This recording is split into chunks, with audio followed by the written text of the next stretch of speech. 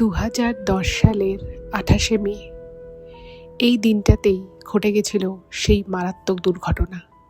Gyaneshwari express লাইনচ্যুত হয় এবং সেখানে একটি চলন্ত মালগাড়ি ধাক্কা মারে। এই বীভৎস দুর্ঘটনার ফলে প্রায় 150 কাছাকাছি মানুষ তাদের প্রাণ হারান এবং 200-র উপরে মানুষ কিন্তু আহত হয়েছিলেন। সেই অভিশপ্ত জ্ঞানেশ্বরী এক্সপ্রেস, এই খবরটা যখন মিডিয়ায় ছড়িয়ে পড়ে, সারা ভারতের মানুষ কিন্তু আঁতকে উঠেছিল যে এরকম একটা ভয়াবহ ট্রেন দুর্ঘটনা কি করে ঘটে গেল। এরপরে এটা নিয়ে অনেক খবর বেরিয়েছে, কি করে এই দুর্ঘটনা ঘটলো, কারা এর জন্য দায়ী, সেসব নিয়ে তো অনেক কথা হয়েছে। এবং আপনারা হয়তো অনেকেই জানেন যে এই লাইনচ্যুত বগি, এই যে দুর্ঘটনাগ্রস্ত ট্রেনটি আজও কিন্তু একটি সাইড করে রেল লাইনের পাশে রাখা রয়েছে। এবং আপনারা হয়তো অনেক সময় শুনেছেন যে অনেকেই সেই দুর্ঘটনাগ্রস্ত জ্ঞানেশ্বরী এক্সপ্রেস দেখতে অনেকেই যান, অনেকে অনেক কিছু এক্সপিরিয়েন্সও করেছেন।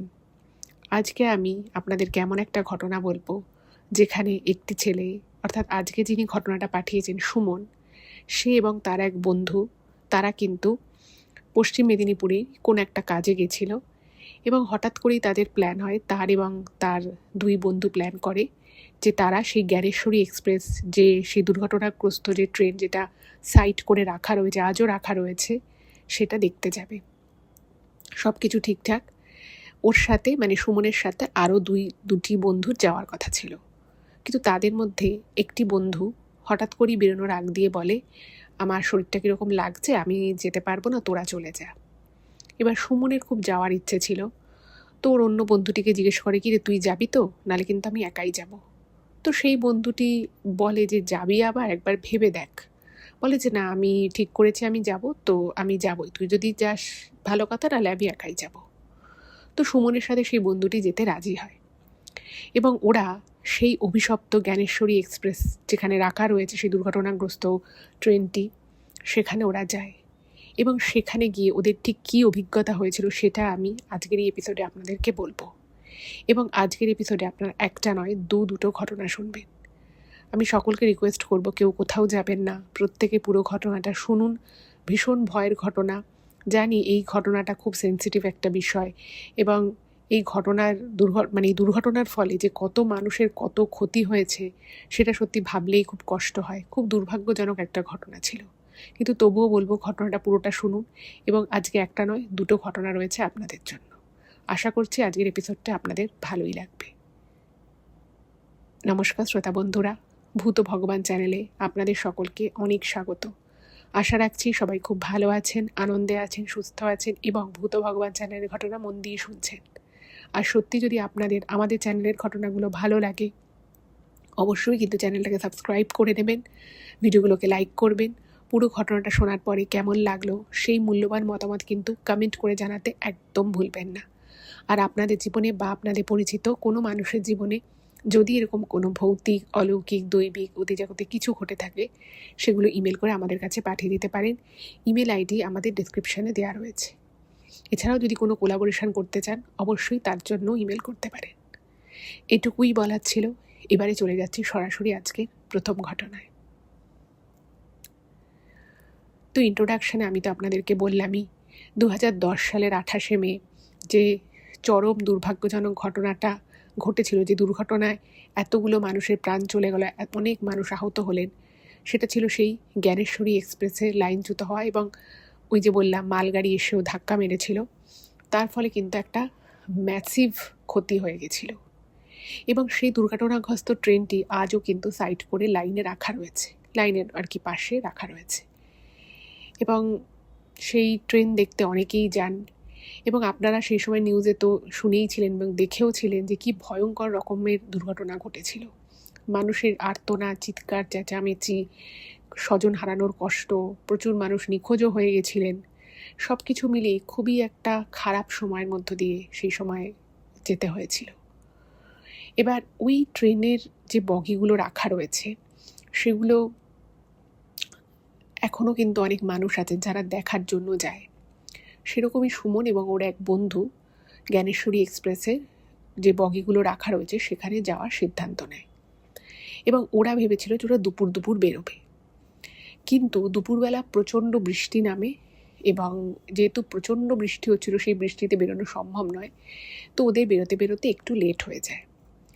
এবং ও যেটা লিখেছে যে সময়টা ছিল ওই ধরুন 3:30 এরকম, খুব মানে যে বিকেল হয়ে গেছে সেরকম না, 3:30 থেকে 3:45, কিন্তু আকাশের মুখ ভার, প্রচণ্ড ক্লাউডি একটা ওয়েদার, তার কিছুক্ষণ আগে প্রবল বৃষ্টি হয়ে গেছে।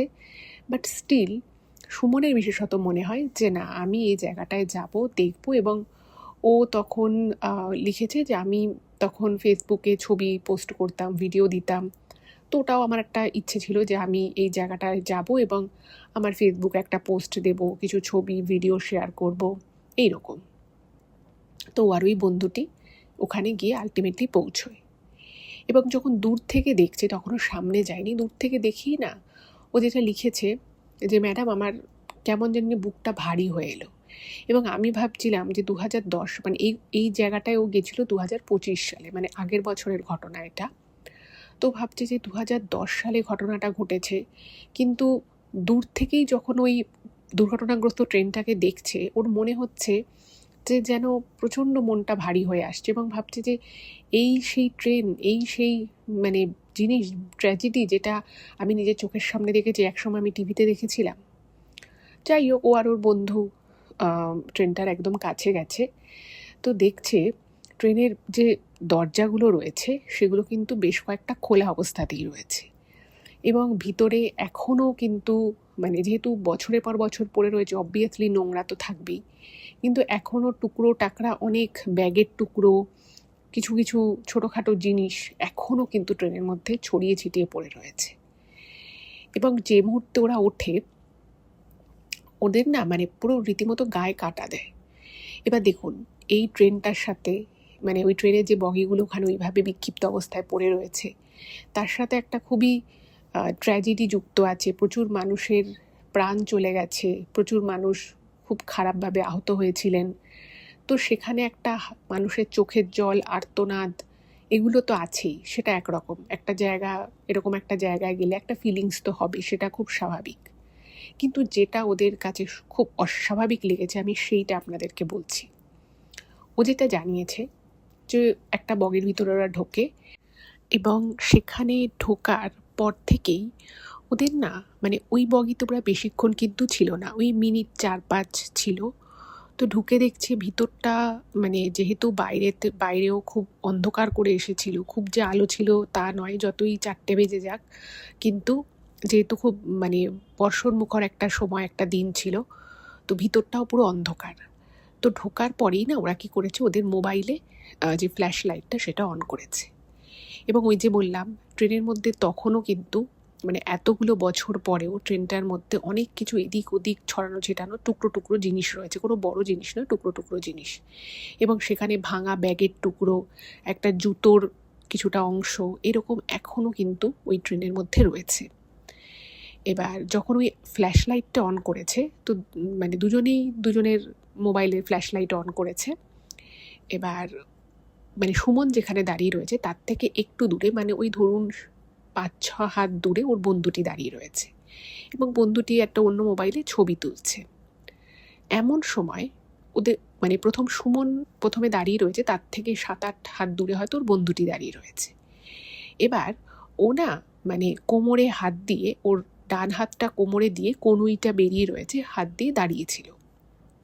এমন সময় ও জাস্ট ফিল করলো যে ধরুন আপনি ট্রেনে বা বাসে দাঁড়িয়ে রয়েছেন, এবার আপনার ঠিক পাশ দিয়ে একদম আপনার গা ঘেঁষে যদি কোনো ব্যক্তি পাস করে, আপনার হাতটা যদি তার সাথে মানে ওই হাতের কনুইটা যেটা উঁচু হয়ে আছে, যেহেতু কোমরে হাত দিয়ে দাঁড়িয়েছিল, যদি টাচ হয়, যেরকম একটা ফিলিংস হবে, একদম সেই ফিলিংসটা কিন্তু হয়। ওর স্পষ্ট মনে হলো ওর পাশ দিয়ে কেউ একজন ওকে পাস করে বেরিয়ে গেল এবং তার শরীরের সাথে, খুব সম্ভব তার হাত বা কাঁধের জায়গার সাথে ওর হাতটা টাচ হলো। এবং যে মুহূর্তে ও এটা ফিল করলো, ও না জাস্ট সাইডে তাকালো এবং দেখছে কেউ নেই। এবং তার ঠিক 1-2 মুহূর্ত পরেই ওর যে বন্ধু, সেই বন্ধুটার হাত থেকে মোবাইলটা পড়ে যায় এবং ওকে হঠাৎ করেই সুমনকে ওর বন্ধুটা মানে জাস্ট 1 মিনিট পজ নেয়, মানে 1 মিনিটও হবে না, কয়েক সেকেন্ড পজ নেয়। ওকে বলছে এখান থেকে নাম, এখান থেকে চল বলে ছেলেটা দৌড়ে গিয়ে ট্রেন থেকে নেমে পড়ে, যেহেতু ট্রেনটা ওইরকমভাবে বগিটা রাখা রয়েছে, মানে সেটা তো আর প্ল্যাটফর্মে নেই, একদম লাইন রয়েছে, তো একটু ডিস্টেন্স আছে, তো লাফ দিয়ে নামে। তো সঙ্গে সঙ্গে সুমনও লাফ দিয়ে ওই বগিটা থেকে নেমে যায়। তো নেমে যখন লাইনের কাছে এসেছে তখন মানে ওরা যেন ধরে প্রাণ পেল। এবার সুমন ওকে বলছে যে আমার না মনে হলো আমার হাতটা কারোর সাথে টাচ হলো, মনে হলো যেন কেউ আমার হাতের পাশ দিয়ে হাতটাকে টাচ করে বেরিয়ে গেল। তো তখন না ওর বন্ধুর চোখ মুখ এরকম ফ্যাকাশে হয়ে গেছে। ও বলছে আমার তো মনে হলো কারোর হাতের সাথে আমার হাত টাচ হলো, আমারও একদম সেম কেস, আমারও মনে হলো সাইড দিয়ে কেউ মানে জাস্ট হেঁটে বা দৌড়ে চলে গেল। এইটা শুনে না মানে ওরও মানে সুমনেরও খুব ভয় লেগে গেছে। কারণ দেখুন, একজনের মনের ভুল হতে পারে, দুটো ছেলেরই মনের ভুল হবে তা তো হতে পারে না।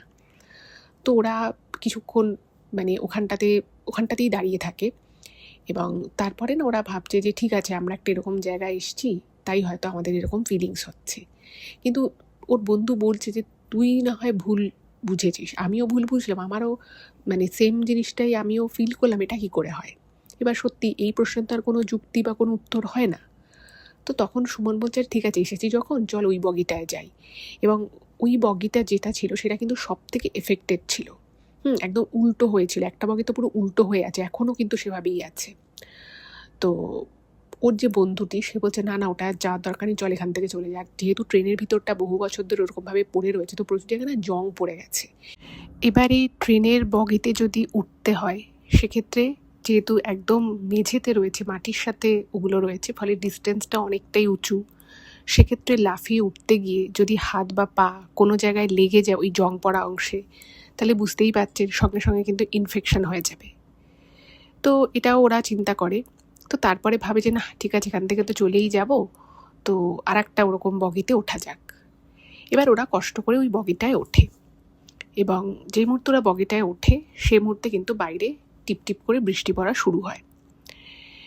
এবং ওখানে ওঠার পরে দেখছে যে ভিতরটা যেহেতু বহুদিন থেকে রয়েছে, অবভিয়াসলি অপরিষ্কার, সেটা একরকম। কিন্তু ওখানে যাওয়ার পরে ওরা ভাবে যে একটা ভিডিও করে ওরা সঙ্গে সঙ্গে ওই ট্রেনের বগিটা থেকে নেমে পড়বে। এমন সময় হঠাৎ করেই সুমনের যেটা হয়, মানে সাডেনলি আপনি ধরুন কোথাও একটা দাঁড়িয়ে রয়েছেন, আপনার কানের পাশে যদি কেউ খুব জোরে একটা শব্দ করে, এতটা জোরে শব্দ মানে ধরুন একটা খুব মানে একটা লাউড সাউন্ড, একদম ঢং করে একটা আওয়াজ হয়, তাহলে কি হবে, আপনার কানে কিছুক্ষণের জন্য পুরো ঝিঝি পড়ে যাবে, মানে আপনি বাইরের আর কিছু শুনতে পারবেন না। একদম এক্স্যাক্ট এই জিনিসটা ওর সাথে হয়। এবং ওখানে গিয়ে যখন ও দাঁড়ায় তার মুহূর্তের মধ্যে, মানে হয়তো 1 মিনিটও পুরো হয়নি, ওর মনে হলো ওর বাঁ কানের পাশে একটা কেউ বিশাল জোরে আওয়াজ করলো, একটা চিৎকার টাইপের আওয়াজ, যেটা একটা মানুষের পক্ষে করা সম্ভব নয়। মানে মানুষেরই আওয়াজ, কিন্তু অতটা জোরে ওরকম তীক্ষ্ণভাবে কারোর পক্ষে চিৎকার করা হয়তো সম্ভবই নয়। এই আওয়াজটায় ও পুরো একদম ওর কানটা ও হাত দিয়ে চেপে ধরে, এবং ওই মুহূর্তর পর থেকে ও আর কিছু সেন্স করতে পারছে না। মানে একটা জায়গায় আমরা যখন দাঁড়িয়ে থাকি, পাশ দিয়ে বাতাস বয়, সেটাকে আমরা কিছুটা মানে সেন্স করতে পারি, ওর বন্ধু রয়েছে, ওর বন্ধু কিছু একটা বলছে, কিছু শুনতে পাচ্ছে না। এবং শুধুমাত্র কিছু শুনতে পাচ্ছে না তাই নয়, ও কিছু বলতেও পারছে না। এবং ওর চারপাশে মনে হচ্ছে যেন সব কিছু মানে টালমাটাল হয়ে যাচ্ছে। ঠিক যেরকম একটা ট্রেন বা একটা এরকম মুভিং কোনো জিনিস হয়, সেটা যদি লাইনচ্যুত হয় বা সেটা যদি উল্টে পাল্টে যায়, যেরকম আমাদের চোখের সামনে সমস্ত দৃশ্য সব কিছু উল্টে পাল্টে যাবে, এক্স্যাক্টলি ও কিন্তু সেটাই দেখতে পায়, যে সব কিছু ওর চোখের সামনে উল্টে পাল্টে যাচ্ছে। মানে ও যে দাঁড়িয়ে আছে, ও দেখছে ট্রেনের বগিটা উল্টে যাচ্ছে, এবং অদ্ভুত একটা ফিলিংস। ও যেটা লিখেছে যে ম্যাডাম আমি আপনাকে হয়তো লিখে ভালো করে বোঝাতে পারছি না, আপনি একটু প্লিজ আপনার দর্শকদের বুঝিয়ে বলবেন। আমার চোখের সামনে এটা মনে হচ্ছে যেন সব কিছু উল্টো হয়ে যাচ্ছে, আমার নিজের মনে হচ্ছে আমি মাথা আমার নিচু, পাটা উঁচুতে, এবং আমি বুঝতে পারছি যে মানে আমি তো দেখতে পাচ্ছি চোখে যে আমার বন্ধু রয়েছে, সে আমাকে কিছু একটা বলছে আমার উদ্দেশ্যে, আমি কিছু শুনতেই পাচ্ছি, আমার মনে হচ্ছে যেন ও শুধুই মুখ নাড়ছে, ওর মুখ থেকে কোনো ভয়েস বেরোচ্ছে না। এবার ওর বন্ধুর যে মানে যে এক্সপিরিয়েন্স, সেটা হচ্ছে ওর বন্ধু যখন মানে প্রথমে তো আর খেয়াল করেনি যে ওর কিছু একটা সমস্যা হয়েছে সুমনের, ও একটার পর একটা বগির এক একটা সিটের দিকে যাচ্ছে, তো দেখছে সিটগুলো ওরকম ভাঙা অবস্থায় পড়ে রয়েছে, মানে এখনও দেখলে বোঝা যাচ্ছে যে কি ভয়ঙ্কর রকমের দুর্ঘটনা ঘটেছিল। এবং ওই বগির মধ্যে থাকা মানুষগুলো যে কীরকম এক্সপিরিয়েন্স করতে পারে সেটা মানে ওখানে গেলে, ওর ভিতরে ঢুকলে খুব ভালো মতো বোঝা যায়। হঠাৎ করেই ওর বন্ধুর প্রচণ্ড মাথা যন্ত্রণা শুরু হয়, মারাত্মক রকমের মাথা যন্ত্রণা শুরু হয়, এবং ওর বন্ধুর মনে হয় যেন দূরের, মানে ও যেখানটা দাঁড়িয়ে রয়েছে তার 3-4টে সিট পরে কোনো জায়গা থেকে প্রচণ্ড জোরে কেউ চিৎকার করছে, আর্তনাদ করছে। এবং ওই বগিতে ওরা দুজন ছাড়া আর কেউ নেই, কারোর থাকার কথাও নয়। এবার একটা মুহূর্তের জন্য না ওর এতটা মাথা যন্ত্রণা করে, ওর গা গুলিয়ে ওঠে, ওর বমি পেয়ে যায়, ওর বমি চলে আসে। তোর বন্ধু বুঝতে পারছে যে কিছু একটা ব্যাপার হচ্ছে, এবং ও না মানে এদিক ওদিক, ছেলেটার কি ছুটছে, এদিক ওদিক ছুটছে যে ও দরজা দিয়ে বেরিয়ে যাবে। কিন্তু অদ্ভুতভাবে সুমন এটা নিজে দেখেছে, ও তো তখন কিছু কানে শুনতে পাচ্ছে না, ওর বন্ধু চিৎকার করছে, বলছে সুমন গেটটা কোথায় গেল, গেটটা কোথায় গেল, এরকম করে নাকি ওকে বলছিল। আর ও ওখানেই দাঁড়িয়েছিল, ও এক ফোঁটা সরতে পারছে না, নড়তে পারছে না, ওর সারা শরীর থরথর করে কাঁপছিল, এবং ওর চোখের সামনে বারবার মনে হচ্ছে না সব কিছু উল্টে পাল্টে যাচ্ছে এরকম। এবারে ওখানে মানে ওর যে বন্ধুটি, সে পরিষ্কার শুনতে পেয়েছে অনেকগুলো মানুষ একসাথে চিৎকার করছে, এবং তাদের ওই যে চিৎকারগুলো সেটা কিন্তু কোনো সাধারণ মানুষের ভয়েস নয়, এটা কোনো সাধারণ মানুষ ওভাবে চিৎকার করতে পারে না, একটা অদ্ভুত টাইপের আওয়াজ। এবং সেই আওয়াজটা যত ওর কানে আসছে তত তীব্র মাথা যন্ত্রণা হচ্ছে, তত ওর বমি পাচ্ছে, এবং ওরও গা হাত পা কীরকম যেন ভারী হয়ে এসছে। নিজের শরীরটাকে নিয়ে মানে কোনো রকমভাবে আর কি এদিক ওদিক করে পাগলের মতো দরজা খুঁজছে। ওরা ভাবছে, মানে ওর বন্ধু ভাবছে যে এইমাত্র তো আমরা এখানেই, ট্রেনের দরজাটা ছিল সেখান দিয়েই তো উঠলাম, দরজাটা গেল কোথায়। এবার জানলাগুলো পুরো জং পড়ে গেছে, ওখান দিয়ে তো আর বেরোনো সম্ভব নয়। তো ও বারবার সুমনকে বলছে, সুমন দাঁড়িয়ে থাকিস না, একবার দরজাটা খোঁজ, আমি তো দরজাটা খুঁজে পাচ্ছি না, এরকম করে ও মানে বারবার এদিক ওদিক করছে, কিন্তু কোনোভাবেও দরজা খুঁজে পাচ্ছে না। তো এরপরে সুমন বুঝতে পারছে যে ওর সাথে কিছু একটা ঘটছে, এবং ও নিজেকে প্রচুর চেষ্টা করছে নিজের সংবিত ফিরে আনার। ওর মাথা কিন্তু ঠিকমতো কাজ করছে, ওর চোখ দিয়ে দেখতে পাচ্ছে, সব কিছু বাকি নর্মাল রয়েছে, কিন্তু কানে কিছু শুনতে পাচ্ছে না, ও মুখ দিয়ে কিছু বলতে পারছে না, সারা শরীর থরথর করে কাঁপছে ওর। তো ওর কাঁধে একটা ব্যাগ ছিল, তো ওই ব্যাগটাকে ও না মানে চেষ্টা করছে হাতটাকে তুলে কাঁধ থেকে ব্যাগটাকে নামানোর, কিন্তু সেটাও করতে পারছে, মানে হাতটাও পুরোপুরি তুলতে পারছে না, সারা শরীরে মনে হচ্ছে যেন সারা শরীরটাকে কেউ একটা মোটা দড়ি দিয়ে পেঁচিয়ে রেখেছে, কিছু মুভ করতে পারছে না, কিচ্ছু করতে পারছে না।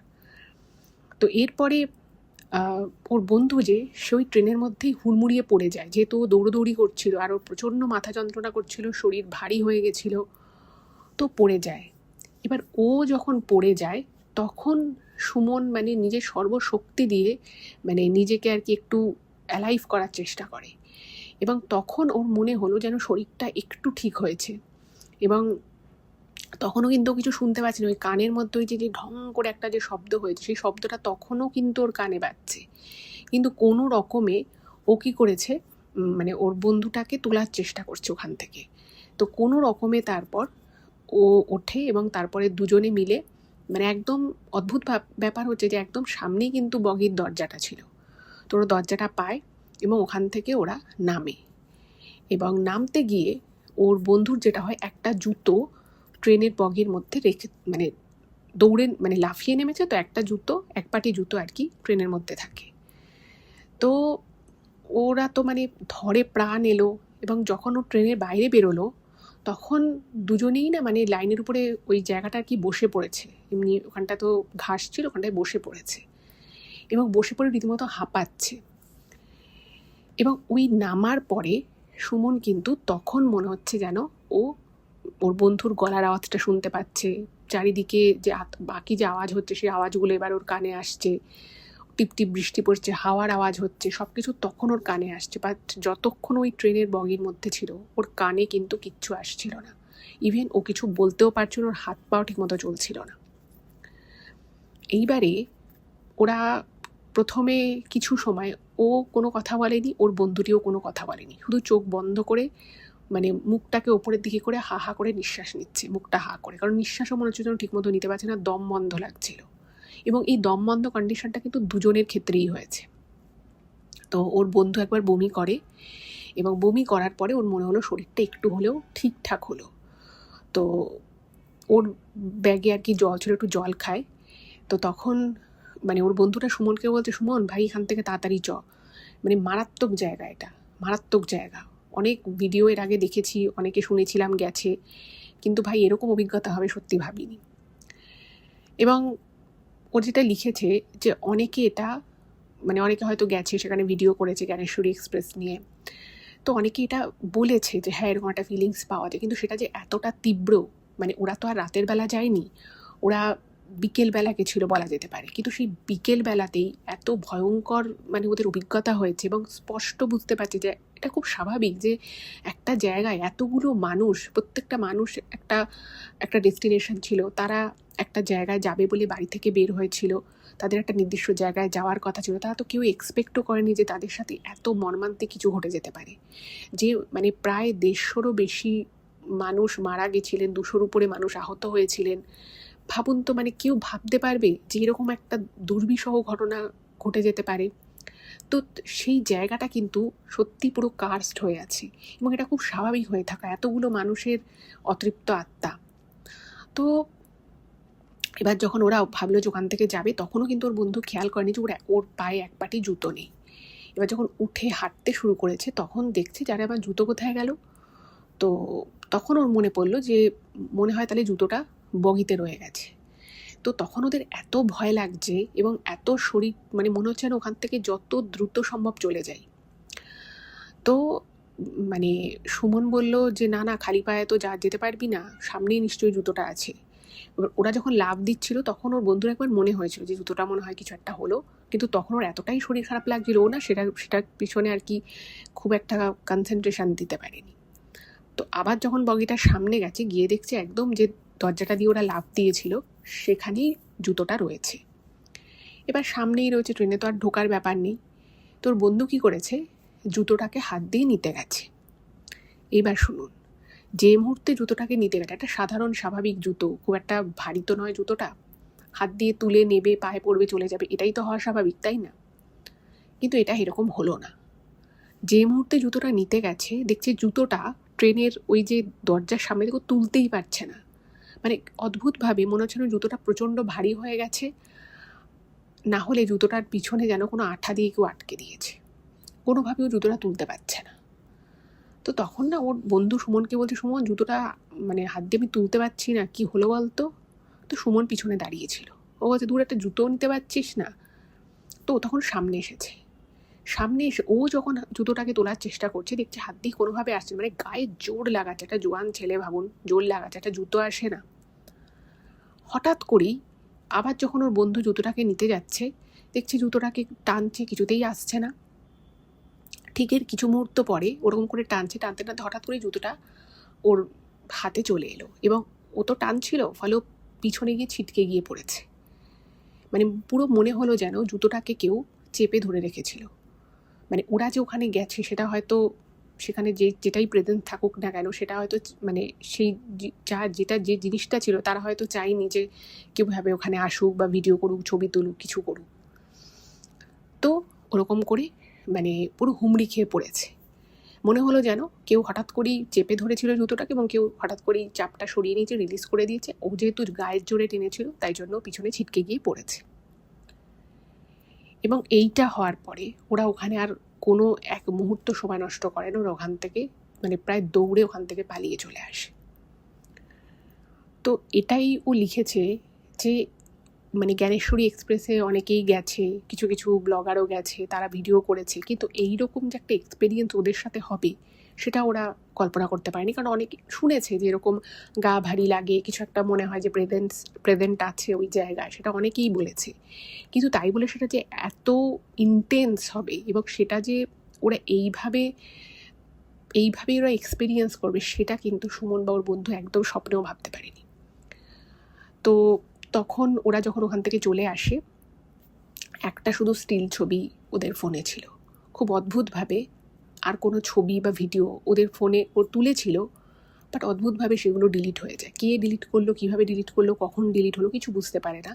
শুধুমাত্র সুমনের বন্ধুর ফোনে একটা স্টিল ছবিই ছিল, বাকি কোনো ছবি ছিল না। ইভেন ও বেশি ভিডিও বা ছবি করতে পারেনি, একটা ছবি আর একটা ভিডিও তুলেছিল, বাট সেটাও ওর ফোনে আর নেই।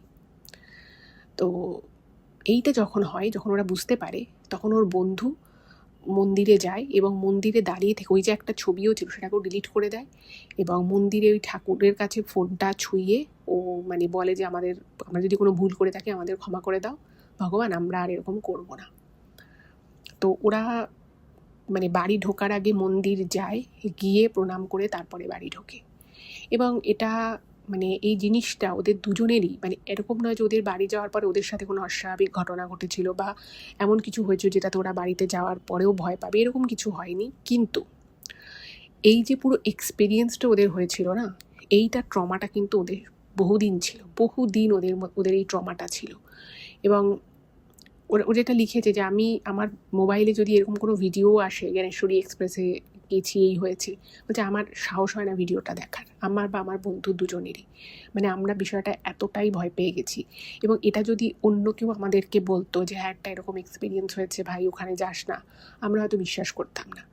কিন্তু যেহেতু আমাদের সাথে ঘটেছে এবং আমরা এক্সপেক্টও করিনি যে এরকম কোনো কিছু এরকম কোনো কিছু আমরা মুখোমুখি হতে চলেছি। তো এটাই ছিল প্রথম ঘটনা। আমার তো শুনে বেশ ভয়ই লাগলো। আর এটা সত্যি খুবই মর্মান্তিক একটা ঘটনা ছিল, সেটা তো আর বলার অপেক্ষা রাখে না।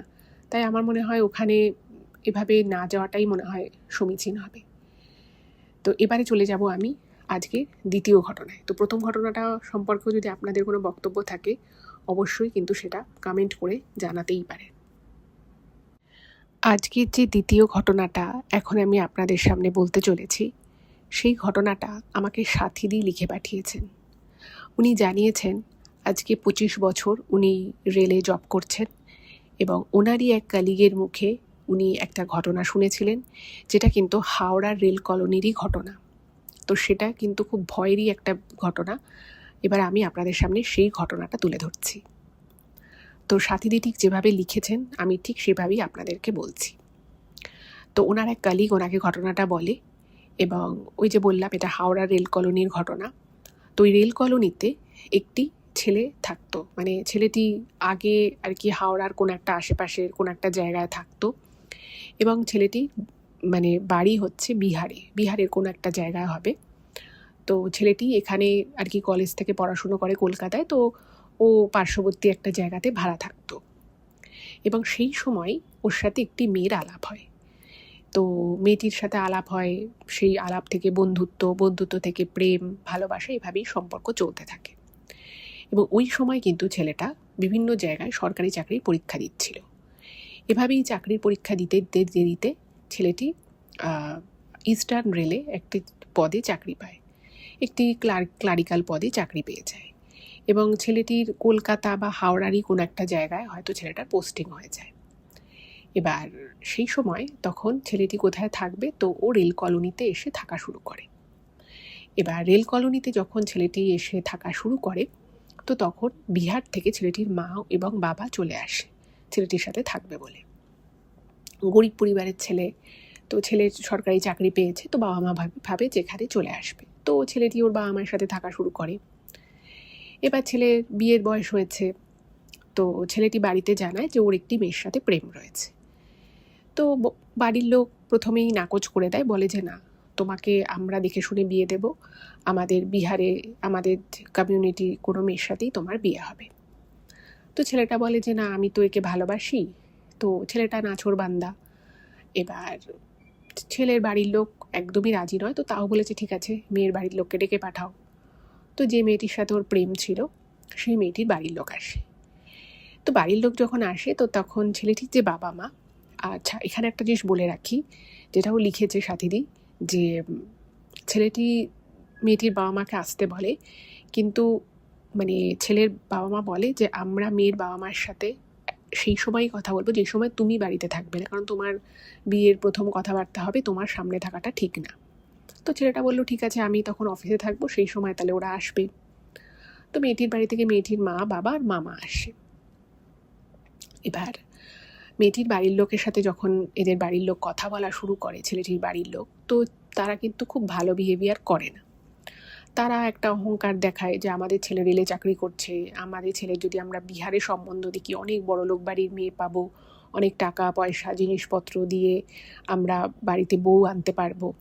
তো ওরা একটা এমন ভাব দেখায় যে ওদের খুব একটা পছন্দ নয়, যেহেতু ছেলে একজনকে ভালোবাসে বলেছে তাই তারা ওদের সাথে কথা বলছে। এবং আরও গুরুত্বপূর্ণ যে বিষয়টা সেটা হলো যে ছেলের বাড়ির লোক বলে যে আমরা তো বিহারে ছেলের বিয়ে দিতেই পারতাম, সেক্ষেত্রে অনেক টাকা পয়সা গয়নাগাটি পেতাম, কিন্তু আপনারা তো অত দিতে পারবেন না, তো আপনারা এই পরিমাণ টাকার এই পরিমাণ গয়না দিন, তবেই আমরা বিয়ে দেবো, এর থেকে কমে আমরা ছেলের বিয়ে দিতে পারবো না। এবার যে অ্যামাউন্টের টাকা আর যে পরিমাণ সোনার কথা বলেছিল, মেয়েটারা গরিব ছিল, ওদের পক্ষে কিন্তু সেই পরিমাণ টাকা মানে অ্যাজ ডাউরি দেওয়া সম্ভব নয়, ওই পরিমাণ গয়না দিয়েও মেয়েকে বিয়ে দেওয়া সম্ভব নয়। তো তারা বলছে যে আমরা গরিব মানুষ, আমরা কোথা থেকে পাবো, আমাদের পক্ষে এটা সম্ভব না, আমাদের আত্মীয় স্বজন সবার থেকে যদি আমরা ধার বাকিও করি তাহলেও আমরা এই পরিমাণ টাকার গয়না একসাথে দিতে পারবো না, একটা হতে পারে কিন্তু দুটোই একসাথে হবে না। তো ছেলের বাড়ির লোক বলে না, আমরা তাহলে এই বিয়েটা মানে হতে দিতে পারবো না। এবার ছেলে বাড়িতে আসে, ছেলে বাড়িতে আসার পরে ছেলেকে একরকম করে বলে যে ওরা তো মেয়েকে বিনা পয়সায় ঘাড়ে গুছিয়ে দিতে চাইছে, আমরা কিন্তু এটা হতে দেব না, আমাদের পরিবারের একটা মান সম্মান আছে। কিন্তু এখানে বলে রাখি, যেটা স্বাতীদি লিখেছে, যে ছেলেটারাও কিন্তু গরিবই ছিল, এরকম নয় যে ছেলেটার অনেক বড় লোক বা কিছু, সেরকম কিছু নয়, কিন্তু যেহেতু তাদের ছেলে সরকারি চাকরি পেয়ে গেছে ফলে তাদের ডিমান্ড অনেক বেড়ে গেছে। এবার যে মেয়েটির সাথে ছেলেটির প্রেম ছিল, সে তখন মেয়েটি বলে যে তুমি আমার সাথে এতদিন একটা ভালোবাসার সম্পর্কে ছিলে, এখন বিয়ের সময় তুমি তোমার বাবা মাকে এটুকু বোঝাতে পারছো না যে এই পরিমাণ টাকা গয়না আমাদের পক্ষে দেওয়া সম্ভব নয়। তো তখন ছেলেটা বলে যে দেখো আমার তো কিছু করার নেই, আমার বাবা মা, আমি অনেক বোঝানোর চেষ্টা করেছি কিন্তু ওরা কোনোভাবেই বুঝছে না, কোনোভাবে তুমি একটু কম হোক আমি সেটুকু হয় ম্যানেজ করে দেব, কিন্তু তুমি কোনোভাবে এই টাকার গয়নাটা জোগাড় করো। এবার ছেলেটার মুখে এই কথাটা শুনে মেয়েটারও খুব খারাপ লাগে যে জোগাড় করবো মানে, তুমি তো সবটাই জানো। আর মেয়েটা কিন্তু নিজে একটা জায়গায় ছোটোখাটো চাকরি করতো, সেখান থেকে যে খুব বিশাল স্যালারি পেতো সেটা নয়। বলছি তুমি তো সবই জানো, আমি কি করে আমি এত টাকা গয়না আমি কি করে করব। তখন এটা নিয়ে ছেলেটার সাথে মেয়েটারও একটা অশান্তি হয় এবং এই জিনিসটা প্রলংড হয়, মানে একটা বছরেই ঝামেলা অশান্তি চলে। কিন্তু এই একটা বছরেও ছেলেটির বাড়ির লোক কিছুতেই তাদের সিদ্ধান্ত থেকে সরে আসে না এবং বলে দেয় যে না, আমরা কিছুতেই বিয়ে দিতে পারবো না, এবং ছেলেটাকে বলে যে তুই যদি আমাদের বারণ সত্ত্বেও মেয়েটাকে বিয়ে করিস তাহলে কিন্তু তুই তোর বাবা মাকে হারাবি, সারা জীবনের মতো হারাবি, আমরা আমাদের জীবনটাই আর রাখবো না। এরকম ছেলে আমরা তো চাই না যে আমাদের ছেলে আমাদের কথা না শুনুক, তাহলে আমরা আমাদের জীবন রেখে কী করি, এবং তার জন্য কিন্তু তুই দায়ী থাকবি, এরকম বলে। তো ছেলেটারও এই কথা শুনে, স্বাভাবিক কোনো ছেলে মেয়েই তার এরকম কথা শুনে ড্যাং করতে বিয়ে করতে যাবে না। তো তখন ছেলেটা আর মেয়েটা দুজনে মিলেই মিউচুয়ালি সম্পর্কটা ভেঙে দেয়। এবারে ওদের এই সম্পর্কটা যখন ভেঙে যায়, ঠিক তার কিছুদিনের মধ্যেই ছেলেটির বাবা মা ছেলেটিকে বলে যে ওদের দেশের বাড়িতে অর্থাৎ বিহারে কোনো একটা কাজ আছে এবং সেখানে ছেলেটাকেও যেতে হবে ওর বাবা মায়ের সাথে, কোনো একটা বিষয়ে মানে সম্পত্তি সম্পর্কিত কোনো একটা কাজ আছে, এবং ছেলেটাকে জোর করে নিয়ে যায় এবং ছেলেটিও ভাবে যে ঠিক আছে নিশ্চয়ই কোনো কাজ আছে, নিয়ে যায়। এবার বিহারে একটা খুব প্রথা আছে, সেটা হচ্ছে যে আমাদের যেমন নর্মালি যেটা হয় যে সম্বন্ধ দেখা হয়, তারপরে ছেলেমেয়েরা নিজেদের মধ্যে কথাবার্তা বলার একটা সময় পায়, মিনিমাম 6-7 মাস, প্রথম দেখা আলাপের পর অ্যাটলিস্ট 6-7 মাস সময় তো কেটেই যায়। কিন্তু বিহারে নাকি একটা রীতি আছে যে কোনো ছেলেকে যদি তার কোনো মেয়ের বাড়ির লোকের খুব পছন্দ হয়ে যায় আর ছেলের বাড়ির লোকেরও যদি মেয়েটাকে পছন্দ হয়ে যায়, তখন না ওরা পরের দিনই বিয়ে দিয়ে দেয়, এরকম টাইপের ব্যাপার। তো ছেলেটাকে নিয়ে যায় এবং ছেলেটির বাবা মা একটি মেয়ের বাড়ির লোকের সাথে কিছুদিন ধরেই নাকি কথাবার্তা বলেছিল, ছেলেটা ছবি পাঠায়, তো ওরাও দেখে যে সরকারি চাকরি করে ছেলেটা, বাবা মাও বেশ ভালো, তো মেয়ের বাড়ির লোকের সাথে ছেলের বাড়ির লোকের মোটামুটি কথা হয়ে যায় এবং ছেলেটাকে এই বিষয়টা জানায় না, কিন্তু ওরা আর কি বিয়ের জন্যই ছেলেকে ওরকম বিষয় আশয়ে সব কথা বলে ছেলেটাকে বিহার নিয়ে যায়। এবার ছেলেটা যখন নিজের বাড়ি যায় তো সেখানেই মেয়েটার পরিবার এবং মেয়েটিও আসে এবং সেখানেই সমস্ত কথাবার্তা হয়েছে এবং ওরা বলে যে আমাদের ছেলে পছন্দ। এবার ছেলেটি তো খুব অবাক, ওকে ওর বাবা মা বলেছিল যে বিষয় সম্পত্তি সংক্রান্ত কোনো বিষয়ের জন্যই আর কি ওদের বিহারে আসা, তো তখন ছেলেটার বাবা মা বলে যে আমরা মেয়েটার পরিবারকে কথা দিয়ে দিয়েছি যে এই মেয়েটাকেই তুই বিয়ে করবি, এবার তোকে বিয়ে করতে হবে। তো ছেলেটা বলছে যে তুমি তো আমাকে সে কথা বলোনি। বলছে যে না, এরকম তো হয়ই, পছন্দ হয়ে গেছে, আর ওরা খুব ভালো বাড়ির মেয়ে, মেয়েটার বাবা মা, তারপরে মেয়েটার পুরো ফ্যামিলি যথেষ্ট আর কি উচ্চবিত্ত। বলছে যে না, ওরা তোকে খুব পছন্দ করেছে, তোর জন্য মানে ওই দিনই আর কি ছেলেটার বাবা মানে মেয়েটার বাবা মা আসে ছেলেটাদের বাড়িতে। ইভেন ছেলেটার মানে জামা কাপড় বানানোর জন্য মাপজোকও করে নিয়ে যায়। এবং ঠিক তার পরের দিন মানে 2 দিন পরে ওদের বিয়ে। ছেলেটা প্রথমে অবশ্যই রাজি হয় না, কিন্তু তারপর ভাবে যে এত অশান্তি হয়েছে 1 বছর, সম্পর্কটা থেকেও বেরিয়েই এসেছে, তো আজ না হোক কাল ছেলেটাকে তো বিয়ে করতেই হবে। তো তখন ও ভাবে যে ঠিক আছে, আজ না হোক কাল যখন আমাকে বিয়ে করতে হবেই, তাহলে এই মেয়েটিকেই বিয়ে করে নিই, বাড়ির লোক যখন সব কিছু ঠিকঠাক করে রেখেছে। আর ছেলেটি কিন্তু তার প্রেমিকার সাথে, মেয়েটি বাঙালি ছিল, তো ওদের মধ্যে মিউচুয়ালি সম্পর্কটা কেটে গেছিলো। তো ভাবলো যে ঠিক আছে, মুভ অন তো করতেই হবে, তো এই মেয়েটিকেই বিয়ে করি। তো বিহারে ওদের খুব ভালো করে বড় করে বিয়ে হয়, এবং যথারীতি ছেলে যেহেতু সরকারি চাকরি করে, তো বিহারে সেই মেয়েটির বাবা মা প্রচুর যে বিষয় সম্পত্তি, টাকা পয়সা, সোনা দানা সব দিয়ে বিয়ে দেয়। এবং বিয়ের পরে বিয়ে করিয়ে যখন ওকে ওই রেল কলোনিতে হাওড়ার ওখানে আনে মেয়েটাকে, বেশ ধুমধাম করে গাড়িপত্র সাজিয়ে সুন্দর করে আর কি বউয়ের মর্যাদা দিয়ে ওকে নিয়ে আসা হয়। এবং এই বউকে নিয়ে ছেলেটির থেকেও কিন্তু ছেলেটির বাবা মায়ের খুব আর কি আহ্লাদ, খুব খুশি, যেহেতু প্রচুর আর কি টাকা পয়সা জিনিসপত্র পেয়েছে, তো খুব খুশি। এবার এই মেয়েটার সাথে মানে একটা মেয়ের সাথে যেই ছেলেটার প্রেমের সম্পর্ক ছিল, সেটা ওই রেল কলোনির কিন্তু অনেকেই জানতো। এবার তারাও মানে বুঝতে পারেনি যে ছেলেটা এত তাড়াতাড়ি বিয়ে করে নেবে। এবার বুঝতেই পারছেন যে এরকম একটা খবর খুব একটা কিন্তু চাপা থাকে না।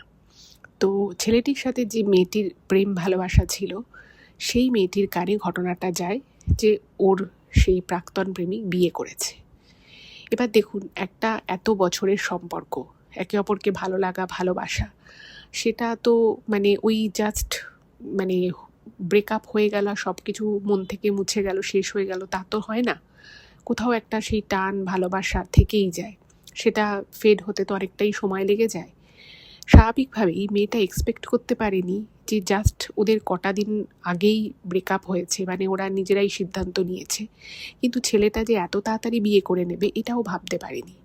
তো স্বাভাবিকভাবেই মেয়েটার কিন্তু খুব খারাপ লাগে। ও ভাবে যে ও তার মানে অনেক দিন আগে থেকেই সম্পর্কটা মন থেকে নিশ্চয়ই মুছে দিয়েছে, নাহলে এত তাড়াতাড়িও বিয়ে করলো কী করে। এবার এই বিয়েটা যে ওর বাবা মা মানে ছেলেটার বাবা মা যে ওকে মানে ভুলিয়ে ভালিয়ে নিয়ে গিয়ে সেখানে গিয়ে যে এক কথায় জোর করে ওকে রাজি করিয়েছিল বিয়ে করতে, সেই ইনফরমেশনটা তো আর মেয়েটার কাছে ছিল না। আর এরকম যে ওখানে হয় সেটাও ও জানতো না। তো ওর খুব রাগ হয়, খারাপ লাগে, কষ্ট হয়, খুব রাগ হয়। ও তখন কি করে, মেয়েটা মানে প্রচণ্ড দুঃখ কষ্টে রাগে ও ছেলেটার বাড়ির সামনে চলে যায়, ওই রেল কলোনিতে আসে। এসে এবং এমন সময় আসে যে সময় ছেলেটা বাড়িতে ছিল। তো আসার পরে ও নাম ধরে ডাকছে, তো ছেলেটা বেরিয়ে এসছে। তো বেরিয়ে এসে ও তো অবাক, দেখছে এই মেয়েটা। তো মেয়েটা খুব দুঃখ হয়। ও বলছে যে তোমার মনে যদি এটাই থাকবে, তুমি এত তাড়াতাড়ি বিয়ে করে নিলে কি করে? যখন আমরা মানে আমরা যখন এই ডিসিশনটা এলাম যে আমরা একে অপরের জীবন থেকে চলে যাব, তখন তুমি বললে যে তোমারও কত কষ্ট হচ্ছিল, আর সেই মানুষ তুমি এত তাড়াতাড়ি বিয়ে করে নিলে। এখনও আমাদের সম্পর্কটা ভেঙে গেছে 1 মাসও হয়নি, জাস্ট 10-12 দিনই হয়েছে, তুমি তার মধ্যে নতুন জীবনও শুরু করে দিলে। তো মানে এইসব কথাবার্তা যখন হয়, তো বুঝতেই পারছেন ছেলের বাড়ির লোক তারা বেশ ভয় পেয়ে যায় যে তাদের বাড়িতে আসা নতুন বউমা, সে যদি এসব শুনতে পায়, তাহলে সে যদি তার বাপের বাড়িতে গিয়ে সব কথা জানে, একটা অশান্তি হবে। তো তারা মেয়েটাকে প্রচুর অপমান করে এবং মেয়েটা ওই অপমানটা না সহ্য করতে পারে না। ও ভাবে যে আমাকে ঠকালো, আবার আমাকেই অপমান করছে। তো মেয়েটা কি করে, ওইখানে দাঁড়িয়ে কিছু ঘুমের ওষুধ খেয়ে নেয় এবং ঘুমের ওষুধ বা এরকম ঘুমের ওষুধ বা এই টাইপেরই কিছু একটা খেয়েছিল, এক্স্যাক্ট কী খেয়েছিল সেটা সাথী দিয়েও জানে না। তো মেয়েটা খায় এবং ওখানে আশেপাশের লোকজনও সব জমা হয়ে যায়। মেয়েটা প্রচুর কান্নাকাটি করে, অশান্তি হয়, ঝামেলা হয়। ছেলেটা বারবার মেয়েটাকে বোঝানোর চেষ্টা করে, বলে যে দেখো আমাদের সম্পর্কটা তো ভেঙে গেছে, তো তুমিও তোমার মতো করে জীবনটা কাটাও, ভালো করে থাকো। কিন্তু যাই হোক, একটা সম্পর্ক থেকে বেরিয়ে আসার সাথে সাথে আরেকজনকে বিয়ে করে নেবে, এটা না মেয়েটা সত্যিই মানতে পারেনি। তো মেয়েটা এমন কিছু খেয়ে নেয় যার জন্য মেয়েটা ওখানে অজ্ঞান হয়ে যায়। এবার আশেপাশের লোকজন জমা হয়ে গেছে, মেয়েটার বাড়ি তো কেউ চেনে না। তো ওখানে মেয়েটা বেশ কিছুক্ষণ ছিল, তারপরে ওখানকার আশেপাশের লোকরাই মেয়েটাকে একটা হাসপাতালে নিয়ে যায়। এবং এর ঘটনার যখন ঘটে তার কিছুক্ষণের মধ্যে মেয়েটার বাবা মাও হাসপাতালে পৌঁছে যায়। কিন্তু দুঃখের বিষয় হলো, হাসপাতালে যখন নিয়ে যাওয়া হয় মেয়েটাকে কিন্তু মৃত বলে ঘোষণা করে, যে ও বেশ কিছুক্ষণ আগেই মেয়েটি মারা গেছে এবং সেটা ওই যেটা খেয়েছিল তার প্রভাবেই ঘটনাটা ঘটেছে, এত বেশি ডোজে যে ও খেয়ে নিয়েছিল। এবার এই যে মেয়েটা একটা এইরকম কাণ্ড ঘটাবে সেটা কিন্তু ছেলেটাও মানে জাস্ট ভাবতে পারেনি। তো ছেলেটাও খুব শকড হয়ে যায় যে ও আমাকে ভালোবাসতো, আমাদের সম্পর্ক আমার বাড়ি থেকে মানেনি, এটা একরকম ছিল, কিন্তু তাই বলে মেয়েটা পৃথিবী ছেড়ে চলে যাবে এটা তো ছেলেটা চায়নি। তো ওরও খুব খারাপ লাগে, মেয়েটার বাড়ির লোক আসে, সেখানেও একটা ঝামেলা অশান্তি হয়, কিন্তু সবাই দেখেছে যে মেয়েটা নিজের ইচ্ছেতেই এই জিনিসটা খেয়ে, ওকে কেউ জোর করেনি। আর ওদের সম্পর্ক নিয়ে যে টানাপোড়েন চলছিল বহুদিন আগে থেকে সেটাও সবাই জানে। তো সবাই বলতে থাকে যে কেন মেয়েটা এরকম করলো, ওদের সম্পর্ক তো আগেই ভেঙে গেছিল।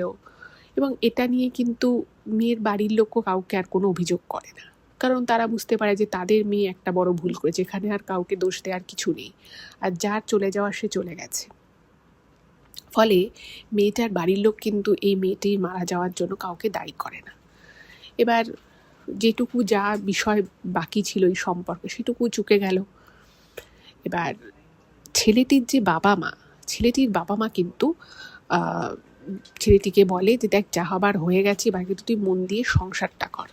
এই মেয়েটা কিন্তু একটা বড় বাড়ির মেয়ে, এই মেয়েটা যদি দেখে যে তুই ওকে অবহেলা করছিস বা তুই ওকে তোর যোগ্য সম্মান দিচ্ছিস না, তাহলে কিন্তু তুইও বিপদে পড়বি, আমরাও বিপদে পড়বো। আর তোর জীবনটা যাতে সুখে কাটে সেই জন্যই কিন্তু আমরা এই মেয়েটার সাথে তোর বিয়ে দিয়েছি। আজকে দেখ এই মেয়েটা একটা মাথা গরম করে এমন কাজ করে বসলো, সেটার জন্য নিজের জীবনটাই চলে গেল, ওই মেয়েটা কখনোই তোর যোগ্য ছিল না, এরকম নানান কথাবার্তা বলে। ছেলেটা কিছুদিন খুব শ্যাটার্ড ছিল, কিন্তু আস্তে আস্তে যা হয় আর কি, সংসার করছে, সবই মানে খুব তাড়াতাড়ি ছেলেটাও মুভ অন করে নেয়, সব কিছু একদম পারফেক্ট চলছিল। একদিন হঠাৎ করে রাতের বেলা ছেলেটির মা প্রচণ্ড ভয় পায়, এবং রেল কলোনির বাড়িগুলো না একটু কাছাকাছি। তো হঠাৎ করেই দেখছে রাতের বেলা ওর মা প্রচণ্ড চিৎকার করছে। তো বাড়ির সবাই জেগে গেছে, ছেলেটির যে ওয়াইফ, ওর বাবা, সবাই জেগে গেছে, কি হয়েছে কি হয়েছে।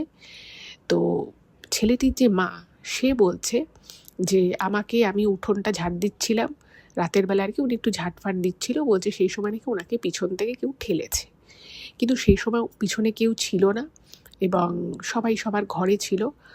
আর বলছে যে এখানে কেউ একটা দাঁড়িয়েছিল, সে আমাকে পিছন থেকে ঠেলেছে এবং আমি পড়ে গেছি, আমার কোমরে খুব লেগেছে। এবং শুধু তাই নয়, ভদ্রমহিলা খুব ভয় পেয়ে গেছে, কারণ উনি ভাবছেন যে এখানে কোনো ভূত আছে।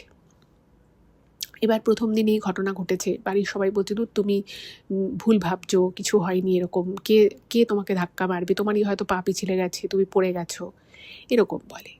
তো মহিলা সবাইকে বলছে যে না না না, এখানে কেউ ছিল, আমি দেখেছি কেউ দাঁড়িয়ে ছিল, সে আমাকে ধাক্কা মেরেছে। তো সবাই বলছে যে কে এখানে দাঁড়িয়ে থাকবে। আর ওই যে বললাম রেল কলোনির সব পাশাপাশি বাড়িগুলো, তো বাড়ির আশেপাশ বাড়ি থেকেও কিছু লোক ছুটে এসেছে চিৎকার চেঁচামেচি শুনে। তো তারাও বলছে যে না, আমাদের কলোনিতে তো এরকম কোনো ঘটনা কখনো ঘটেনি, কি আর হবে। তো ভদ্রমহিলাকে বোঝানো হলো যে না, এটা তোমার মনের ভুল। এবার উনিও সেটাই বুঝে গেলেন। এর কিছুদিন পরে আবার কি হয়েছে, ওই ভদ্রমহিলা উনি দুপুরবেলা ছাদে জামা কাপড় নিতে গেছিলেন। তো উনি ছাদে জামা কাপড় নিয়ে যখন নিচে নামছে, তখন উনি নাকি সিঁড়ির কোণায় ওই মেয়েটাকে দাঁড়িয়ে থাকতে দেখে, মানে সেই তার ছেলের যে প্রেমিকা ছিল সেই মেয়েটিকে নাকি দাঁড়িয়ে থাকতে দেখেছে। এবং উনি ওইটা দেখে এত ভয় পেয়ে গেছেন যে উনি সিঁড়ি দিয়ে নামছিলেন, সিঁড়ির একটা স্টেপ মিস করে যান, এবং বুঝতেই পারছেন সিঁড়ি দিয়ে উনি নামছিলেন, সিঁড়ির একটা স্টেপ মিস করে গেছেন, এবং তার ফলে যেটা হয় সেটাই হয়, উনি সিঁড়ি থেকে পড়ে যান এবং গড়িয়ে গড়িয়ে একদম মাটিতে চলে আসে। বাড়ির সব লোক ছুটে আসে, উনি তো প্রচুর চিৎকার চেঁচামেচি করছে। তো চিৎকার চেঁচামেচি করতে করতে মানে ওনাকে কোনো রকমে ওখান থেকে তোলা হয়, তুলে ওনাকে ডাক্তারের কাছে নিয়ে যাওয়া, কারণ ওনার প্রচণ্ড যন্ত্রণা করছিল।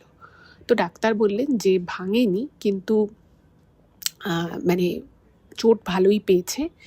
ডাক্তার বলল যে এখন বেড রেস্ট থাকতে হবে এবং ব্যথা কমানোর ওষুধ দিয়েছে, বলছে তারপরে ট্রিটমেন্ট করা হবে, যে এরপরে ফার্দার যা ট্রিটমেন্ট করার দরকার। তো ভদ্রমহিলাকে যখন ওখান থেকে বাড়িতে নিয়ে আসা হয় ডাক্তারের জায়গা থেকে, তিনি তখন বলেন, মানে সে ঘরে ঢুকতেই চাইছেন, উনি বলছেন না ওই মেয়েটা এখানে আছে। এবার কোন মেয়ে? তো উনি বলছেন ওই সেই ছেলের প্রেমিকা।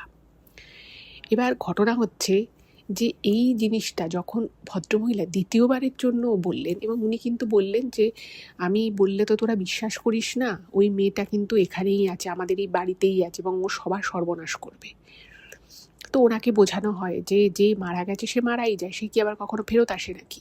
কিন্তু ওই যে বললাম যে দেখুন, যে অপরাধ করে, যে সে কিন্তু জানে যে সে ঠিক কাজ করছে না, তো তার মনে কিন্তু একটা ভয় থাকে, সে যতই মুখে লম্বা চওড়া কথা বলুক না কেন। তো ভদ্রমহিলাও মনে মনে জানতেন যে ওনার ছেলের এই সম্পর্কটা প্রথম দিন থেকে উনি মেনে নিতে পারেননি, এবং ওনার মানে উনি কন্টিনিউয়াস ওনার ছেলেকে বলেছিলেন, এবং ওই কথাটা উনিই বলেছিলেন যে তুই যদি ওই মেয়েকে বিয়ে করিস তাহলে কিন্তু আমি আমার প্রাণ দিয়ে দেবো। তো এইসব অশান্তি উনি করেছিলেন, এবং আলটিমেটলি মেয়েটা ওনাদেরই বাড়ির সামনে ওই জিনিসটা খায়, ওই ওষুধটা খায়, এবং তার ফলে মেয়েটির মানে মারা যায়। তো সবটার জন্য কোথাও না কোথাও তো এই ভদ্রমহিলাই দায়ী। উনি কিন্তু এটা কোথাও বুঝে গেছিলেন, এবং উনি তখন বাড়ির সবাইকে বলে যে তোরা বিশ্বাস করছিস না, কিন্তু আমি এই যে সিঁড়ি থেকে পড়ে গেলাম এটা কিন্তু এই মেয়েটার জন্য, মেয়েটা কিন্তু ওখানে দাঁড়িয়েছিল সিঁড়িতে। তো বাড়ির লোক তখনও বিশ্বাস করছে না, বলছে না এটা কি করে হয়, এটা কি করে হয়। এইবারে যেদিন থেকে আর কি উনি পড়ে গেলেন সিঁড়িতে, উনি তো পুরো বেড রেস্টে হয়ে রইলেন, এবং ওনার টুকটাক হাতে হাতে কাজকর্ম মানে ওনার এই ছেলের বউ অথবা ওনার স্বামী করতেন। উনি কিন্তু প্রায়শই এবার মেয়েটাকে দেখা শুরু করলেন, এবং উনি মেয়েটাকে কিভাবে দেখতো জানেন?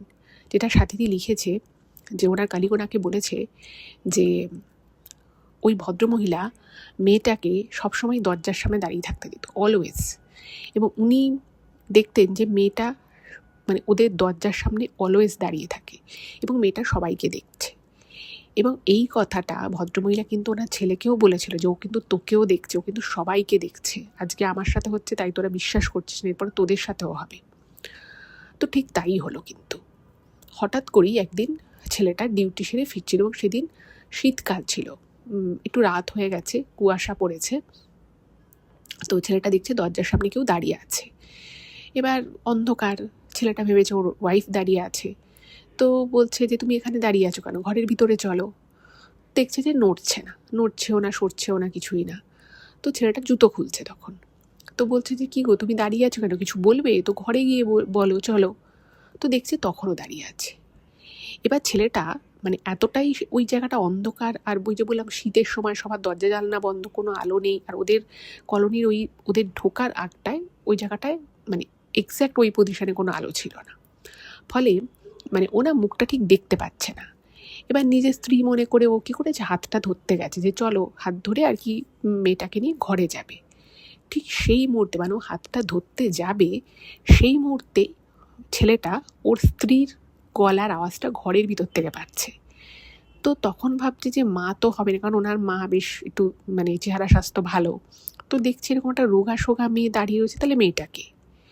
এবং এটা যখন ভাবতে ভাবতেই না মানে ছেলেটা তোর মেয়েটার হাতটা ধরতে যাচ্ছিল, কিন্তু ধরেনি তখনও, যখনই ওই তার স্ত্রীর গলার আওয়াজটা ঘরের ভিতর থেকে পেয়েছে, মেয়েটা ছেলেটার হাতটা খপ করে ধরেছে। এবং যে মুহূর্তে খপ করে ধরেছে হাতটা, ছেলেটা ফিল করছে একটা বরফের মতো ঠান্ডা হাত, মানে বরফের মতো ঠান্ডা হাত ওর হাতটাকে চেপে ধরেছে, এবং এত জোরে চাপছে যে রীতিমতো ছেলেটার লাগছে। এবং ছেলেটার তখন মানে পুরো হাড়হিম অবস্থা, ও তখন বুঝে গেছে যে একটা কিছু গন্ডগোল হচ্ছে, এবং ও তখন থরথর থরথর করে কাঁপছে। এবার ছেলেটার যে ওয়াইফ, সে তো ঘরের ভিতরে ছিল, এবং সে শুনতে পেয়েছে যে তার ওয়াইফ, তার হাজবেন্ড আর কি ঘরে ঢুকছে। সে তখন মানে ছেলেটার নাম ধরে রাখছে যে কী গো তুমি বাইরে শীতের মধ্যে দাঁড়িয়ে আছো কেন, ঘরে ঢোকো, ঘরে ঢোকো, এরকম করে বলছে। তো মেয়েটা যখন দেখছে যে কিছুতেই ওর বর ঘরে আসছে না, ওই উঠোনের বারান্দার জায়গাটা দাঁড়িয়ে রয়েছে, যে মুহূর্তে মেয়েটা ঘর থেকে বেরিয়ে সামনেটা এসছে, সেই মুহূর্তে ওর হাতটা ফাট করে ছেড়ে দিয়েছে, এবং তখন আর ওই সামনে যে অবয়বটা দেখছিল ছেলেটা, সেটা আর দেখছে না। তো তো ওর স্ত্রী বলছে যে কী ব্যাপার, তুমি এখানে এতক্ষণ ধরে দাঁড়িয়ে আছো কেন, এই ঠান্ডার মধ্যে কুয়াশার মধ্যে, ঘরে ঢোকো। তো ও না কিছু আর বলেনি। কিন্তু ও যখন নিজে ঘরে এসে নিজের হাতটা দেখছে ওর হাতে রীতিমতো না কীরকম লাল লাল মানে একটা দাগ হয়ে গেছে, লাল কালো একটা কালশিটে দাগ বলে না, ওরকম দাগ হয়ে গেছে। এবং ওর সারা শরীর দিয়ে পুরো ঘাম ঝরছে, মানে ওরকম একটা শীতের দিনে ছেলেটার পুরো শরীর দিয়ে ঘাম ঝরছে। কারণ ওর মা যখন এতদিন বলছিল, স্বাভাবিকভাবেই ছেলেটা বিশ্বাস করেনি, কিন্তু এইবার যখন ঘটনাটা ওর সাথে ঘটলো তখনও বিশ্বাস করলো যে হ্যাঁ, কিছু তো একটা ব্যাপার আছে। তো ছেলেটা কাউকে বাড়িতে আর কিছু বলেনি, ও চুপচাপ খেয়ে দিয়ে সেদিন ঘুমিয়ে পড়ে। এরপরে সেই দিনই আর কি মধ্যরাতে ওর বউ, মানে ছেলেটার আর কি যে স্ত্রী, সে না ওকে ডাকছে, মানে জাস্ট এমনি ডাকছে। তো ছেলেটার ঘুম ভেঙে গেছে, বলছে যে কেন, কি হয়েছে, ডাকছো কেন? তখন না মেয়েটা কিছু বলছে না, তখন বলছে তুমি যে আমাকে ডাকলে। তখন দেখছে ওর স্ত্রী ওর ওর দিকে না কীরকম একটা অদ্ভুত দৃষ্টিতে তাকিয়ে আছে। মনে হচ্ছে যেন অনেক দিন কেউ কাউকে না দেখলে যেরকম মানে যেরকমভাবে আর কি তাকিয়ে থাকতে পারে, ঠিক সেইভাবে তাকিয়ে রয়েছে। এবার এরকম অদ্ভুত দৃষ্টিতে তাকানো দেখে না ছেলেটা একটু সন্দেহ হয়। ছেলেটা বলছে যে কি ব্যাপার, তুমি এইভাবে আমার দিকে তাকিয়ে আছো কেন? তুমি আমাকে ঘুমের মধ্যে ডাকলে, আমি ভাবলাম তোমার হয়তো কোনো অসুবিধে হচ্ছে বা কিছু, তুমি কি কিছু বলবে, তোমার কি কিছু দরকার? তখনও না মেয়েটা কিছু বলছে না, ওরকম করে তাকিয়ে রয়েছে। এবার ছেলেটার একটু বিরক্ত লাগে, ও তখন বললো যে ঠিক আছে, তুমি যখন কিছু বলবে না আমি শুচ্ছি, বলেও শুয়ে পড়ে। এবং তারপরে না ছেলেটার হাতটা ওর বউ চেপে ধরে এবং দেখছে ওর বউয়ের হাতটা মানে ওরকম বরফের মতো ঠান্ডা নয় ঠিকই, কিন্তু ভালো রকম ঠান্ডা। মানে অতটা ঠান্ডা হাত, মানে কেউ ধরুন অনেকক্ষণ ধরে ঠান্ডা জল ঘাটলে বা বরফ ধরে থাকলে যেরকম আর কি হাতটা ঠান্ডা হয়ে যাবে, ওই রকম ঠান্ডা হাত। এবার যে মুহূর্তে ওর স্ত্রী ওর হাতের উপরে ওভাবে হাতটা রেখেছে, ছেলেটার না তরাক করে উঠেছে এবং ওর মনে হয় যে কিছু তো একটা গন্ডগোল আছে। তো না তখন চুপচাপ উঠে বসে এবং ওর স্ত্রীর দিকে তাকিয়ে আছে। স্ত্রীর দিকে তাকিয়ে না ও মানে ওর রীতিমতো ভয় লাগছে, বুঝতে পারছে কিছু একটা হচ্ছে। ওর মানে ওর স্ত্রীর চোখগুলো মনে হচ্ছে যেন কীরকম, মানে মনে হচ্ছে যেন মানুষটা ঘুমের মধ্যে রয়েছে, কিন্তু কিছু একটা হচ্ছে তার শরীরে। তো তখন ও আস্তে করে জিজ্ঞেস করেছে যে কী হয়েছে তোমার? তো তখন ওর স্ত্রী কীরকম একটা ফ্যাঁসা ফ্যাঁসা গলায়, মানে একটা ভারী গলায় আর কি বলছে যে তুমি বিয়ে করতে পারলে, তোমার আমার মুখটা একবারও মনে পড়লো না? একবার আমার দিকে ভালো করে তাকিয়ে দেখো তো, আমায় দেখতে পাচ্ছ কি না? এইটা বলেছে। এবং মানে ওরা তো বিহারি ছিল, ওরা নিজেদের মধ্যে হিন্দিতে কথা বলতো, কিন্তু ওই মেয়েটা যখন মানে ওর বউয়ের মুখ থেকে যখন এই কথাগুলো বেরোয়, সেটা কিন্তু একদম বাংলাতেই বেরোচ্ছে আর কি, বাংলা কথা বলছে। তো তখন না ছেলেটার পুরো মানে একদম মনে হলো সিদ্ধারা দিয়ে একটা ঠান্ডা স্রোত নেমে গেল। ওনা ভাবছে যে কী হলো ব্যাপারটা, মানে এটা কি হচ্ছে।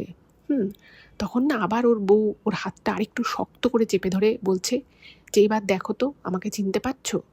আমাকে একটুও মনে পড়লো না তোমার বিয়ে করার সময়? সিঁদুরটা হাত দিয়ে তুললে কি করে? একবারও আমার মুখটা মনে পড়লো না তোমার? এরকম করে বলছে। এবার এইটা শুনে না ওর প্রচণ্ড ভয় লেগে গেছে। ও তখন খাট থেকে লাফ দিয়ে উঠে ঘরের বাইরে বেরিয়ে গেছে, বেরিয়ে ওদের ঘরের বাইরে যে জায়গাটা ছিল সেখানে লাইটটা জ্বালিয়ে দিয়েছে। আর যে মুহূর্তে লাইটটা জ্বালিয়েছে সেই মুহূর্তে ওর বউ যে সে ধপাস করে খাটের মধ্যে পড়ে গেল। এবারে তো বুঝতে পারছে না যে মানে কি হলো পুরো ব্যাপারটা। ও তো প্রথমে খুব মানে ঘাবড়ে যায়। তো এইসবে ছেলেটার বাবাও জেগে গেছে। ওর মা তো তখনও বেড রেস্টে, ওর মা নিজের জায়গাতেই রয়েছে। তো ছেলেটার বাবা সামনে এসেছে। তো বলছে কী রে, কী হয়েছে, তুই রাতের বেলা এখানে কী করছিস? তো তখন ও আর কিছু বলেনি। তো অনেকক্ষণ ওখানে থাকে, তারপরে ও গিয়ে ওর স্ত্রীর পাশে গিয়ে শুয়ে পড়ে। এবার ঘুম তো আর আসেনি এবং ছেলেটা বুঝতে পারছে যে ওর মা এতদিন যেটা বলছিল সেটা একদমই সত্যি কথা।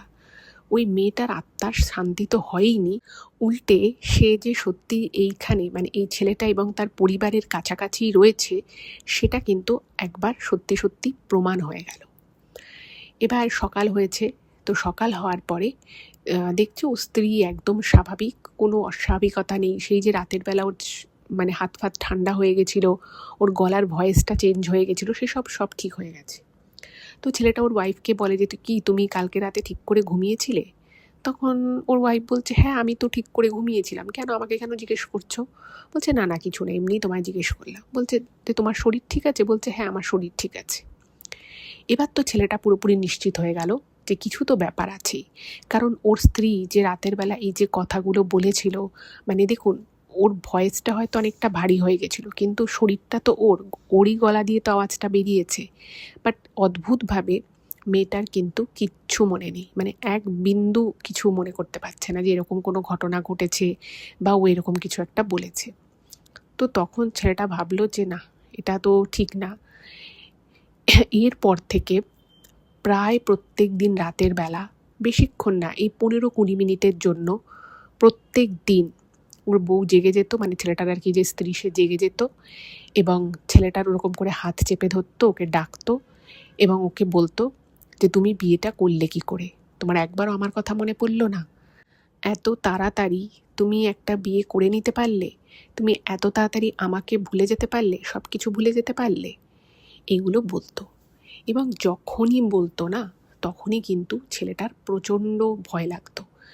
এবং পরের দিকে নাকি যেটা হতো, যেটা সাথীদি লিখেছে, ওনাকে ওনার কালিগ বলে যে ও না ঘর থেকে বেরোতে পারতো না। মানে প্রথম কবার তো এরকম হয়েছে যে ছেলেটা বুঝতে পারছে যে ওর ওয়াইফের কিছু একটা সমস্যা হচ্ছে, তোর ভয় লাগতো, খাট থেকে নেমে ঘর থেকে বেরিয়ে যেত ওই সময়টায়। কিন্তু পরের দিকে যেটা হয় যে দরজাটা না মানে বন্ধ থাকতো, হয়তো দরজা খুলে শুয়েছে, দরজা হয়তো ওরা লক করেনি, কিন্তু দরজাটা লক হয়ে যেত এবং সেই দরজা আর খোলা যেত না। এবং এই জিনিসটা বারংবার কিন্তু ছেলেটার সাথে হতে থাকে। আর এদিকে ছেলেটার মাও কিন্তু খুব ভয়ঙ্কর ভয়ঙ্কর স্বপ্ন দেখা শুরু করলো, যে ওর মা দেখতো যে ওর মাকে কেউ সিঁড়ি থেকে ধাক্কা মেরে ফেলে দিচ্ছে, মনে হতো যে গলার মধ্যে কাঁচ ঢুকে গেছে, মুখ থেকে সেই জন্য কাঁচে কেটে গেছে, রক্ত পড়ছে, এরকম টাইপের স্বপ্ন দেখতো এবং সেগুলো খুব ভয়ঙ্কর ভয়ঙ্করভাবে দেখতো। এবং ছেলেটার মা নাকি বারবার বলতো আমি আর বেশি দিন বাঁচবো না, আমাকে ও বাঁচতে দেবে না, আমি ওকে এই বাড়ির বউ হতে দিইনি, ওই মেয়েটাও আমাকে আর এই বাড়িতে বাঁচতে দেবে না। এবং ছেলেটার মা নাকি যখন ভাত খেত, মানে খুব খিদে পেত, ভাত খেতে বসতো, কিছুটা খেয়ে আর খেতে পারতো না, বলতো যে আমার মুখ থেকে কেউ মানে গলায় ভাত ঢুকিয়ে কেউ খাবারটা বের করে নিচ্ছে। উনি 2-3 গ্রাস খাওয়ার পর আর উনি খেতেও পারতো না এবং সবাইকে বলতো যে আমাকে খেতে দিচ্ছে না, আমাকে আমার বাড়িতে আর থাকতে দিচ্ছে না, আমি আর এখানে বাঁচবো না, এরকম করে বলতো। এবার ভদ্রমহিলাকে ওনার স্বামী, ওনার ছেলে সবাই বোঝাতো যে না এরকম কিছু না, এরকম কিছু না, কিন্তু সবাই বুঝতে পারতো যে এটা যা ঘটছে এটা কিন্তু সবটাই সত্যি, এর মধ্যে কোনো ভ্রান্তি নেই, কোনো ভুল নেই, কিছু নেই। এবার ওরা একদিন ভাবলো যে এরকম হচ্ছে, বাড়িতে একটা পুজো করাই। তো একটা পণ্ডিত এনে পুজো করিয়েছে, কিন্তু তাতেও কোনো লাভ হলো না। যা যেরকম চলছিল কিছুদিনের জন্য একটু কমলো, বাট আবার যেকে সেই। এই করতে করতে ভদ্রমহিলা না খুব রোগা হয়ে গেছিলো, মানে ছেলেটির যে মা সে তো বেশ হেলদি একজন ভদ্রমহিলা ছিলেন, তিনি এভাবে খেতে পারতেন না, প্রচণ্ড ভয় পেতেন, ঘরের মধ্যে 2-3টে লাইট জ্বালিয়ে থাকতেন, টিভি জোরে চালিয়ে রাখতেন, রাতের বেলাও টিভি চালিয়ে শুতেন, এতটাই উনি ভয় পেয়ে গেছিলেন। কিন্তু সব কিছু করেও হঠাৎ করেই কিন্তু একদিন উনি প্রচণ্ড অসুস্থ হয়ে পড়লেন, ওনাকে ডাক্তারের কাছে নিয়ে যাওয়া হলো, আর উনি খেতেও পারতেন না, খুব দুর্বলও হয়ে গেছিলেন, খুব রোগাও হয়ে গেছিলেন, বাট ওনাকে বাঁচানো যায়নি। এবার ছেলেটার মা যখন এভাবে মারা গেলেন, তখন কোথাও না ছেলেটারও একটা মনে ভয় ধরে গেছিলো যে মানে কোথাও হয়তো ছেলেটাও তখন বুঝতে পেরেছিল যে ওরা মেয়েটার সাথে অন্যায় করেছে এবং মেয়েটা সত্যিই ছেলেটাকে ভালোবাসতো, কারণ যদি ভালো না বাসতো মেয়েটা এইভাবে হয়তো নিজের জীবনটাকে বিসর্জন দিতে পারতো না। আর মেয়েটি খুবই গরিব বাড়ির মেয়ে ছিল, তার বাবা মায়েরও একটা মানে অবশ্যই তাদের সন্তান চলে গেছে, সেটা তো একটা বিশাল ক্ষতি, সেটা তো অপূরণীয় একটা বিষয়। তো ওরা কিন্তু মানে কোনো চার্জ দেয়নি, কিছু অভিযোগ করেনি, কিন্তু ওদেরও তো একটা চোখের জল, ওদের তো একটা হাহাকার এদের জীবনে লেগেছে। এবং ছেলেটা নাকি ওর বউকে বলেছিল যে আমার মনে হয় জানো তো আমাদের এই বিবাহিত জীবনটা না সুখের হবে না, তো তুমি না তোমার বাপের বাড়ি চলে যাও, এটা নাকি ছেলেটা ওর বউকে বলেছিল। তো ওর বউ বলেছে যে কেন এরকম হবে, ওরকম কিছু হবে না, তুমি ভেবো না। তো এরকম করে নাকি প্রথম ওর বউ ওকে মানে মানাতো যে না না তুমি এরকম ভেবো না, কিছু হবে না, এরকম বলতো।